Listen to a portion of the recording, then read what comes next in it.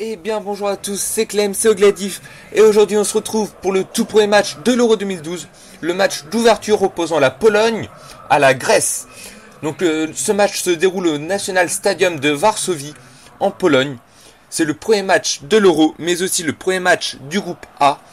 Un groupe A qui est composé de ces deux équipes, la Pologne et la Grèce, ainsi que de la Russie et de la République tchèque, qui joueront un peu plus tard dans la soirée. Donc une équipe polonaise qui a de très bons joueurs dans son équipe, des joueurs de renom, oui, de renom, tels que Obraniak, qui est quand même un joueur français à la base, mais qui a été naturalisé polonais il y a peu de temps. Des joueurs aussi tels que, comme vous pouvez le voir, Lewandowski ou encore Blaszczykowski, qui sont de très très bons joueurs. Et Szczęsny, le gardien d'Arsenal, et une équipe grecque qui contient encore quelques éléments de l'Euro 2004, le fameux Euro 2004 remporté par cette équipe grecque, à la surprise générale en finale contre le Portugal. Et donc voilà, c'est parti, l'arbitre siffle le début de cet Euro, et le début de ce match, on espère avoir du but, c'est un match d'ouverture, rappelons-le. Donc qui dit match d'ouverture dit grosse fête, et qui dit grosse fête dit spectacle. Et normalement, on devrait avoir du but. Les Polonais sont confiants, je pense. Ils sont chez eux, à domicile. Donc, normalement, tout devrait bien se passer pour eux. Et c'est parti avec une première attaque pour les Grecs. Ça passe juste à côté. Premier tir, première frayeur pour l'équipe polonaise. Une frappe assez dévissée. Enfin, ça passe juste à côté du poteau. Une frappe de Samaras. Les Grecs font vraiment bien tourner le ballon en ce début de première mi-temps avec un débordement là pour Ninis. Ninis qui la remet en retrait pour Gekas. Il n'y a pas vraiment de solution donc c'est très compliqué. Un contre. Oh là là, c'est le cafouillage. Et non, une frappe de Gekas qui n'inquiétera pas le gardien. Une équipe grecque qui combine bien en ce moment. Depuis ces 20 premières minutes, les Polonais sont vraiment à la peine. Et Obraniak qui lance Lewandowski en contre-attaque. Peut-être un premier but, oui, il dribble le dernier défenseur, il se retrouve face au gardien, et c'est une magnifique sortie du gardien, c'est bien dégagé par la défense. Ça revient avec Obraniak. Obraniak qui va chercher Ribus sur le côté gauche. Ribus qui la remet à Obraniak. La défense grecque est très bien placée là. Oui, c'est très très bien fait, et voilà, ils récupèrent le ballon, ils vont peut-être partir en contre. Mais non, il n'y a pas d'attaquant pour poursuivre cette contre-attaque. On reste à 0-0. Les Polonais ont vraiment du mal à développer leur jeu. Et là, c'est Gekas qui part. Oh, peut-être une faute de Perkis. Non, non. L'arbitre laisse l'avantage. Karagounis temporise, il tire. Oh, but! Et c'est le but, le premier but de l'Euro. But de Georgios Karagounis. C'est un but vraiment miraculeux. On va regarder le ralenti pour voir ce qui s'est passé. Alors, il tire. Et c'est contré par Damien Perkis. Et Karagounis met une tête miraculeuse dans le but. 1-0 pour la Grèce. Premier but de l'Euro contre les Polonais. Les Polonais qui sont chez eux et qui perdent 1-0 contre la Grèce. Sur un but vraiment, vraiment spectaculaire, miraculeux. Et les Polonais qui tentent et qui retentent d'avancer dans le camp grec. Mais sans réussite pour le moment. Malheureusement pour eux, ils ont vraiment du mal offensivement. On ne voit pas comment ils pourraient revenir à part sur une passe d'Obraniak, peut-être en profondeur. Comme là par exemple, une très bonne passe pour Lewandowski, mais comme depuis le début du match, c'est toujours rattrapé par une superbe défense grecque. Et c'est la mi-temps. 1-0 à la mi-temps pour l'équipe grecque. Les Grecs qui mènent 1-0 en Pologne, face à la Pologne, dans leur Euro. But de Karagounis à la 32e minute et une excellente première mi-temps des Grecs.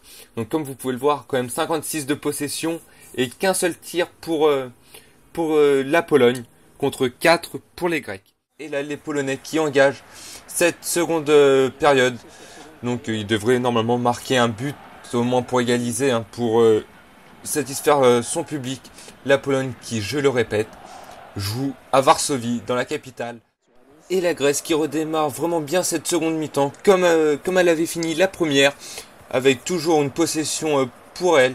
Et là c'est Gekas qui la remet à Magnatis qui tente sa chance, et c'est le but. Une superbe frappe forte à ras de terre qui est imparable pour le gardien. Une frappe, vraiment, regardez. Regardez le ralenti, une frappe à l'entrée de la surface. Le gardien ne peut rien faire et ça fait 2-0 pour la Grèce contre la Pologne. La Pologne qui a vraiment du mal à rentrer dans son match, dans son Euro, en Pologne, chez elle, devant son public. Et les Polonais qui partent en contre avec la Grozowski pour Mierzejewski.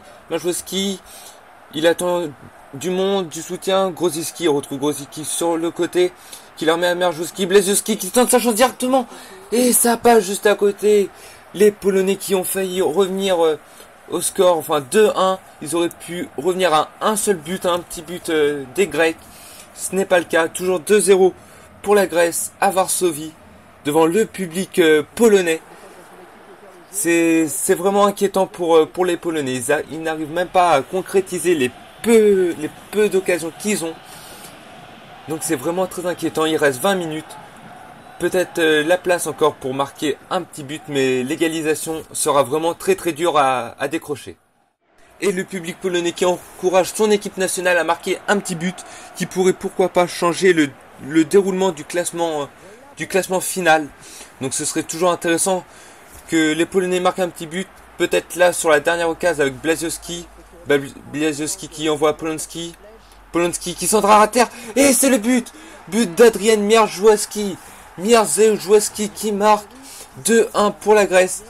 Mais ça fait toujours un but pour les Polonais qui pourront peut-être se contenter de ce petit but. Un but qui peut être très important pour la suite de la compétition.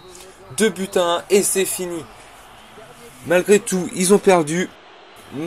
Premier match de l'Euro 2012 gagné par la Grèce. Première victoire. Les 3 points marqués par l'équipe grecque. Un bon match des Grecs. La Pologne est un petit peu décevante, mais on va dire que c'est peut-être la pression. Ils étaient devant leur public. On espère que ça ira mieux pour eux d'ici là. Et comme vous pouvez le voir, les Grecs qui fêtent cette victoire dignement face aux spectateurs polonais. Et vous voyez les stats. Donc 53% de possession de ballon pour la Grèce contre 47% pour les Polonais. C'était un match plutôt serré, mais une victoire grecque. Et on se retrouve tout de suite avec le deuxième match du groupe A. Et on se retrouve pour le second match du groupe A de cet Euro, avec un match opposant 2 belles équipes. Il s'agit de l'équipe de République tchèque contre l'équipe de Russie. Ce sont 2 équipes avec de très bons joueurs, de très bons éléments dans chacune des équipes. Comme vous pouvez le voir, en République tchèque, on retrouve des joueurs comme Sech, le gardien de Chelsea, ou encore Rosicky, qui revient de blessure. Et en face, une équipe russe qui a de très bons joueurs, elle aussi, avec des joueurs comme Akinfeyev ou encore Arshavin par exemple. Et comme vous allez voir dans quelques instants sur les compositions, les entraîneurs nous ont fait du classique. C'est les équipes type habituelles. Donc comme vous pouvez le voir, République tchèque avec 7 au but, un excellent gardien. Il est connu maintenant, franchement il est au top de sa forme. Et puis en Russie, c'est Akinfeyev qui tiendra les buts avec Arshavin devant, Arshavin accompagné de Karsakov. C'est un match qui nous promet beaucoup de buts parce que ce sont des équipes qui aiment bien jouer vers l'avant. Et c'est parti pour ce deuxième match de cet Euro du groupe A. Et les Russes qui commencent plutôt bien cette première mi-temps avec là une frappe peut-être d'Arshavin et ça frôle le montant. Ça frôle le montant de Petr Cech. On peut voir sur le ralenti la première frappe russe du match. Les Tchèques qui doivent se reprendre là après cette occasion dangereuse. 9 minutes 30 de jeu et une occasion à 0 pour les Russes. Chirokov qui attend d'avoir une solution. Il la met à Karsakov qui lui remet. Mais non, c'est récupéré par Pilar. Pilar qui va peut-être lancer un contre pour les Tchèques. Oui, c'est fait. Barros qui part en profondeur. Attention, Berezovski qui tient bien sa place. Les Russes qui reviennent, non. Blazil pour Rosicky. Rosicky contrôle les buts. Et c'est le but de Thomas Rosicky. Premier but dans ce match. 28 minutes de jeu. But pour la République tchèque. But de Rosicky. Sur un superbe contre bien mené par Blazil et par Barros. Et Rosicky à la conclusion. Le gardien russe s'est quand même un peu foiré sur sur sa sortie. Il est resté sur sa ligne, mais bon. Ça fait 1-0 pour la République tchèque. 30 minutes de jeu. Les Russes qui ont eu une occasion, pas plus. Les Tchèques qui en ont eu une et qui l'ont mise au fond. Et ça fait 1-0. Et c'est une touche pour la République tchèque.